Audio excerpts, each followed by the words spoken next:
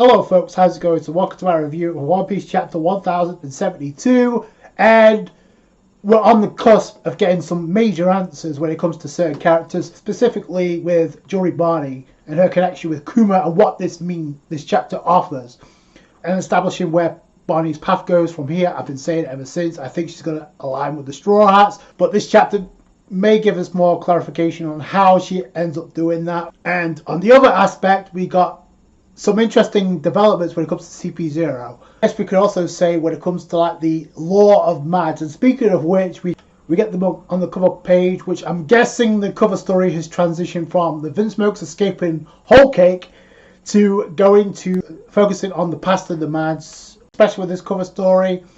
Pretty much Judge, Queen, and Caesar Clown looking menacing as Vegapunk is noticeably absent. Another person who's absent is the woman that we saw a couple of chapters ago. We did get to see her face, but I think after this chapter it's kind of obvious who that is, as I've been pitching for the last few weeks. But Caesar Clown with the Devil Fruit, I guess that's pretty much the prelude to what he would eventually end up doing with the artificial Devil Fruits. And you got Queen with test tubes. I don't know if that's the design or if that's the inner makings of what's going to become the Devil Fruits. And it looks like Judge has a spear or a different type of device with him, so it's kind of interesting. So we start off on Egghead Island, and I'm glad that Oda focused a majority of this on Egghead Island, because like I've been saying, I don't see this arc lasting too much longer, so Oda needs to wrap things up. And you can tell, because the first thing we focus on is Juri Barney and Vegapunk. Gives us insight as to how Juri Barney was able to knock Vegapunk around. First off, she tricked him into thinking she was a child, because she's like, by the way, I broke a bone. And then the next thing you see, this was actually hilarious. This is a hilarious panel where you see Vegapunk getting all concerned. Oh no, Barney got injured. And then you see the gleam in their eyes like, yep, I fooled you. She goes back into an adult form and just knocks the hell out of Vegapunk. She's like, you're going to tell me what's up with my parts or I'm going to kill you. Detracts Vegapunk's age, so he's like a child again. Barney is getting all pissed off. She's like, you have a reason for killing my father. But then Vegapunk's like, if I tell you, you'll only end up getting hurt. So, but I'm like, it doesn't make any sense because you not telling Barney anything about this is already making her hurt. The more this goes on, the more hurt she's going to get. So it can't be any worse. And this is going to lead Barney to make a decision where she goes from here. I've been saying all along she's going to declare war on the world government alongside Luffy. Number one, she has it in for Blackbeard, and number two, she also has it in for Alcaino. So, for some reason. So, we'll have to wait and see what that is, but yeah, they both have it in for Alcaino. It just makes sense. So, this is obviously Vegapunk being promising Kuma never to tell Bonnie about anything, no matter what. Meanwhile, we see Kuma climbing up the red wall, trying to make his way to Marajose. Why? I don't know. So, it's obviously the key to the huge memory of Kuma is in Marajose. But we don't know yet what that reason is. And we still don't know after this chapter. But Barney is like, so you have a reason, but you won't tell me. Stop playing with me. You think I'm dumb. Barney is thinking like, stop lying. There's no way my father would just leave me and just go die. Hell-bent on blaming Vegapunk. You killed him. Vegapunk's like, this is painful for me as well. Because of that, I respected him, and because of that respect, I can't tell you. And Barney's like, just tell me already. At this point, I'm kind of need to agree with Barney, because it's like, the longer that you leave this, the worse it's going to be. But then it doesn't really matter, because Barney notices the lab with the paw on the door. So, obviously, that's Kuma related.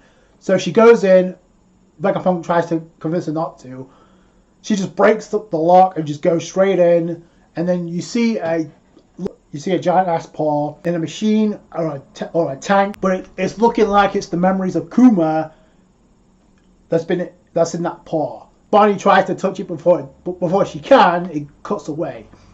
But it's interesting that Vegapunk is like trying to convince Barney not to touch it because, hey, you know about Kuma's Devil Fruit ability. He has the ability to extract invisible pain and make it real. I'm glad we get some information about that. We knew this from Thriller Bark, but we could kind of get some information about it here. When it comes to like, your ability makes invisible pain real, but you could also take memories as well, which I find images and memories, which is interesting. It looks like Kuma is kind of reluctant because he said, so you want to embarrass me?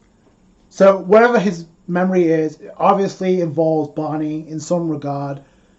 But then Vegapunk's like, I'm not going to tell Soul, don't worry about it. Obviously, Barney is about to figure out what that memory is because she's about to touch it. Because Vegapunk's like trying to warn Barney not to touch it because that pain's going to kill you.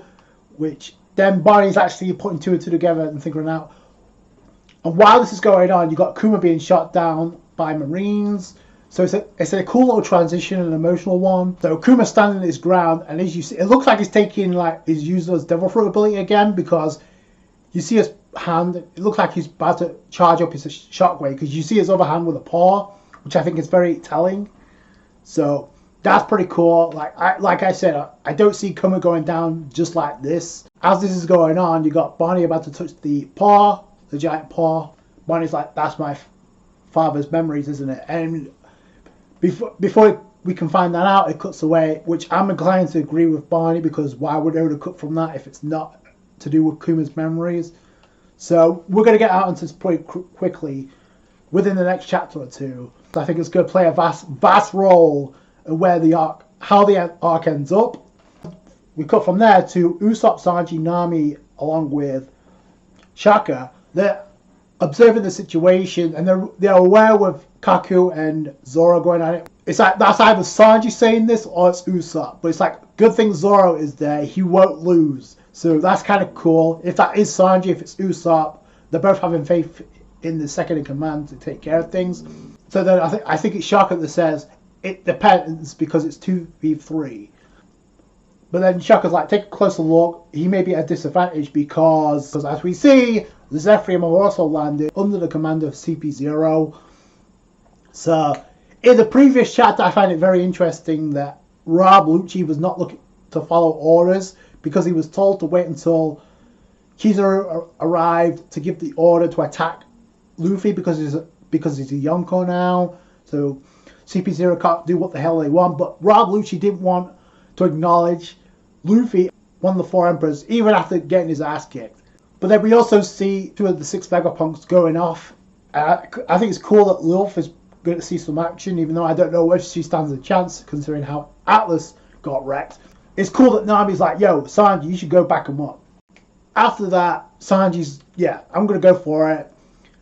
And then Frankie also goes with them, which I think we all knew Frankie was going to get a moment to shine, whether or not it was from a character standpoint or from a combat standpoint.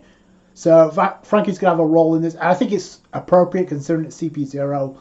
Brook and Zoro standing the ground. And then Brook, not seeing Kaku for the first time, what's up with his appearance? Zoro acknowledges, that's the draft guy, but he looks different.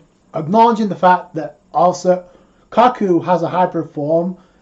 And I appreciate the effort from Oda to try and convince us that Kaku stands a chance against Zoro, but it's the same thing I said about Luffy versus Rob Lucci. Look at the feats and compare them. You can make your debates all you want, but the fact is he stopped an attack from 2 Yonko in Wano. Does Kaku measure up to that? No. I appreciate him trying to make Kaku seem like a threat because he does hybrid form and he does get the first hit with nose gun, but Zoro just blocks that, and on top of that he's not even wearing the bandana and going all out. Like he's fending off the attack. He's like, I fought enough creatures in Wano. I'm tired of them. He deflects the attack and it cuts away. It doesn't go any further because as we find out, there's a development by the end of this chapter. But then Rob Lucci orders the Zephyrium to attack the phase building, to attack the lab. Nami and Usopp are freaking out because they're in trouble. I also find it interesting that it's Kuma and Mihawk about ready to attack. We don't see Jinbei or Boa Hancock, the clones of them, charging up their attacks. It looks like the attack lands, and Kaku's like, yo, just cool it down, let's complete our mission first. But then, little does he know, Stussy takes this opportunity to sneak up from behind and literally bite him like a vampire. Because you see, she chomps on Kaku and it's a one-hit KO. That is crazy, considering that we know how tough those scales of Kaku are. That's no joke. So, when it comes to Kaku and you compare it to Stussy, who we haven't really seen all that much from, other than the fact she KO'd Dufelt back on Whole Cake Island, we really haven't seen that much. So this explains why she's in CP0. Another reason why it explains why she's in CP0 is the reveal that we get. Rob Lucci has this look in his eye like, what the hell are you doing, Stussy? And all of a sudden we see Stussy with two wings now. They could be Lunarian wings that she has, but I'm on the impression that those are just bat wings, just because of the way she attacked Kaku. And it's like, and Lucci's like, what the hell are you doing? Stussy's like, what am I doing? I just put him to sleep. Please, Lucci, won't you go to sleep too? And that's how the chapter ends. But the caption reads, Rock's Pirates crewmate, Mad's successful cloning experiment, Stussy. That's pretty much how the chapter ends, with that bombshell of revealing Stussy's identity, but this version is only a clone. The fact that it says Rock's Pirates crewmate and it's only a clone is huge, because we didn't know that. The Mad successful cloning #1 experiment #1, so I'm assuming #1 experiment. That's a hell of a panel, I have to say, of Stussy looking menacing. I don't know what Rob Lucci's going to do, if he's going to take KO her or just kill her straight up. But questions have to be asked. Now, the fact that she's a clone from a pirate of the Rock's Pirates crew is huge. Now this explains the cover story that we got a couple of chapters ago. And I mentioned this, and I've been saying ever since we've seen Stussy enter Egghead Island, it seems like she knew something that the others didn't. She knew so much about the security system. She knew so much about what was going on when it comes to Vegapunk. Not to underestimate him. And I guess it makes sense considering it's a clone created by the Mad Spook. This explains the cover story they got a couple of chapters ago, where we saw a woman. We didn't get to see her face. We got to see it from the back. That resembled somewhat Stussy. So now we know what that is, and we know the connection. The question is, why was she infiltrating CP0 in the first place? Who ordered her to infiltrate CP0 and the world government in the first place? Was it Vegapunk? Was it another former member of the Mads? Or was it somebody else? Could it be Teach, Blackbeard? Because there's a connection between Blackbeard, and a lot of people seem to think he's the son of Rocksteady Zebek. So that would also make sense of Teach controlling things from the shadows and having Stussy enter and having an alliance. But the fact it's a clone, two questions raised. #1, the first question's been asked, like, what's she doing infiltrating CP0 in the first place? What is her mission? For Vegapunk's sake, or is it for somebody else's? And the second question I have is not really that important. It could be if we get this answered, but is the original of Stussy, Buckingham Stussy, still alive? So that's a question that needs to be asked, and hopefully we get answers to later down the road. And considering we're in the final saga and where we could go next potentially, I think all signs lead to Elbaf. In fact, I find it very interesting, speaking of Elbaf, that we didn't get to see Robin in this chapter. The only Straw Hats we got to see are Sanji, Nami, Usopp, Frankie, Zoro, and Brook. None of the other Straw Hats was featured in this chapter, which I find, especially Luffy, which I find very interesting considering he was trying to prevent Bonnie from killing Vegapunk. I expected to see him interact with Bonnie pretty soon. Which leads me to my next question. I think Luffy also has to be there because obviously the alliance has to take form. There's been a certain back and forth between Luffy and Bonnie ever since they met again. So it's been a different chemistry than what we saw with Law. We could get Luffy appear when Bonnie gets some major answers. Like, I think, to me, these are the two best parts of the entire chapter, because this is going to steer the story going forward. When it comes to Bonnie and the path she takes, like I said, I think it's to ally with Luffy and the Straw Hats against the world government, and whatever she finds out about Kuma is going to lead her to that decision. Plus, she also has a boatload of information that she's willing to share, but she got cut short because of the situation going on in Egghead Island. But she hasn't some information which she teased early on that she was going to spill the beans about what happened at the Reverie when it comes involving Vivi and possibly Sabo. Stussy, the big question mark has finally been answered, although I expected Stussy to have some type of role, considering like there's been something different about her ever since that cover story. Although you can trace it back to the way she knew so much about Egghead Island, I thought that was very interesting, and now we got that revealed.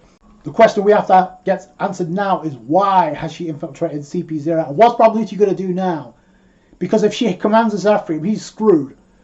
I mean, Stussy was there to resolve the situation with Kaku instantly. That's a one-hit KO. I don't think she could defeat, although that'd be crazy if she could defeat Rob Lucci.